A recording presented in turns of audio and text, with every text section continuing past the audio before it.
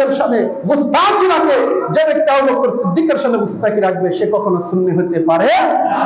কথা কোন পারেন? ওই ব্যক্তি সুন্নি না, ওকে বলা হয় শিয়া।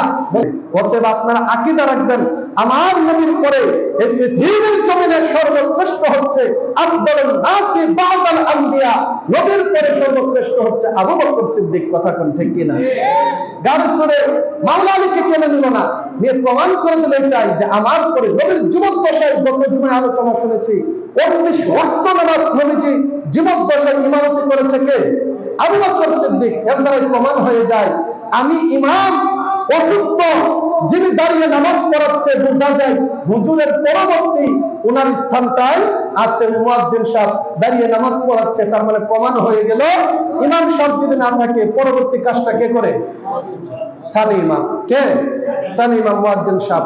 তাহলে আল্লাহর হাবিব নিজেই প্রমাণ করে দিলেন আমার পর আবু বকর সিদ্দিক ইমামতের মুসল্লায় দাঁড়িয়ে।